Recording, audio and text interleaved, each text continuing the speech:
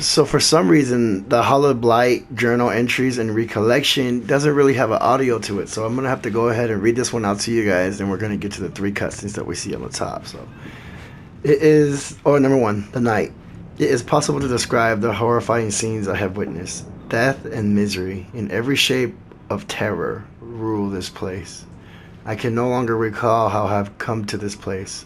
All I remember is the op- uh, opake, I don't know, milky fumes of opium in the murky den, hazing a sweet, welcoming abyss. I awoke to a dreadful scream in this endless night at the feet of an old tree that leaked foul-smelling fluids.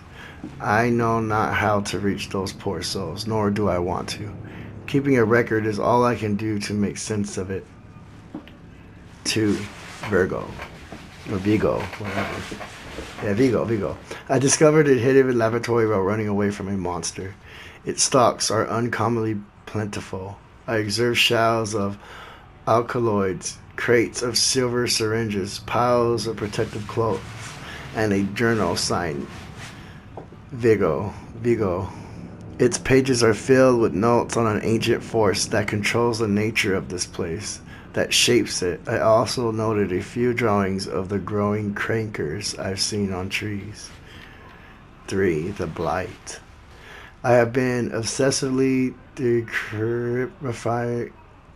deciphering Vigo's journal. Deciphering Vigo's journal, sorry. His work is elegant but erratic, drawing obscure conclusions from disjointed fields. Most entries mention a powerful force, the entity, which undergoes a purge that occurs once a year. During this period, the entity is infested with blight. According to Vigo, cankers bloom into pustulas, a type of flower that sprouts or spurts putrid nectar, the thick fluid I saw oozing from the trees. The last pages of the journal mention a serum distilled from the nectar, but the pages detailing its effect and preparation were torn out. 4. Wounded. I'm hiding in a dense strip of forest. I'm desperate to erase that this stressful image is engraved in my mind. Last night, a disfigured man barged into the laboratory with a gruesome mechanical mouth and shred the walls into splinters. I barely escaped with my life, and I wounded my arm in the process. I have no option left. These monsters find me no matter where I go. All I have is a journal filled with obscure promises of escape. I will return to the laboratory. 5. Experiment. I'm close to death. I can feel it. When I returned to the laboratory, I started experimenting with the putrid nectar and distilled it into a foul serum. But I made a terrible mistake. I injected the serum into a dead rodent whose pupils dilated and its body shook. I tried to restrain it, but the creature bit into my arm, ripping my wound open. I stopped the bleeding, but I fear the damage is done. 6. Experiment 2. I awoke to a terrible cry booming from the cellar, and a violent bout of nausea. Through the vile ordeal, I started to recollect what had happened. Tainted with the foul serum, my wound had swollen with lymph. At which point my assailant returned. Most of our fight was a blur, but I can recall a red tears trickling down his gruesome cheeks as I clawed at his face. And some moment later, when I kicked him, sending him crashing into a brick wall, the power I felt then, there are no words for it. I now know that there is truth to Vigo's methods. Another cry. My assailant, now chained in the cellar, must be getting restless. This is just the beginning. The peak. Number 7. I should have foreseen his escape, given the potent dosage I administered him, but I needed to see results. Postula flowers are now blooming on the path leading to the laboratory. According to Vigo's journal, this rapid spread is a sign that the blight is at its peak. Soon there will be no more putrid nectar to extract. 8. Exhausted. I slept very little. The acute throbbing in my wound sent me on a restless, agitated drowse. I have no strength left to be patient, and my distress fosters brutal methods. There are no lines I will not cross. 9. Restless. I limited my rest to only a few minutes here and there. I cannot afford wasting time. Pustulas, once lush with nectar, were withering away at the roots of crancorous trees. I could only extract droplets from a few frail flowers. I'm running out of time. 10. At last. Based on Vigo's calculations, tonight is my last chance. I filled a syringe with the last drop of serum and injected it into my arm. 11. The end. I did everything right and failed. I am stuck in this infernal place with no serum and nowhere to hide. 12. Vigo.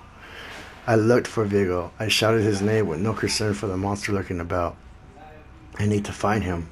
I pictured the scene, etching a canvas of wild lines in my mind, focusing on the moon, and I know something is off. I fed the dead rodent under my pillow. Pray, soon, very soon, I will be at peace. The cold claws of death are drawing near. 14. It's here. The entity is here. It has found me. Ooh.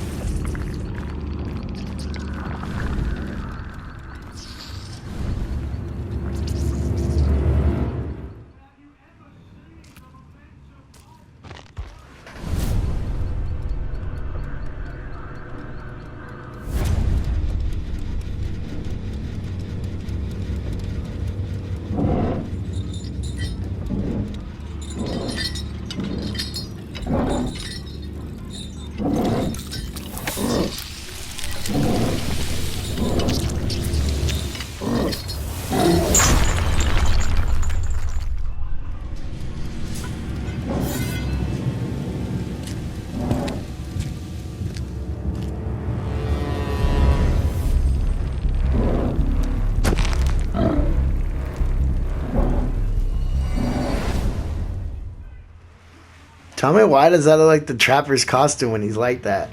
Now that I think about it.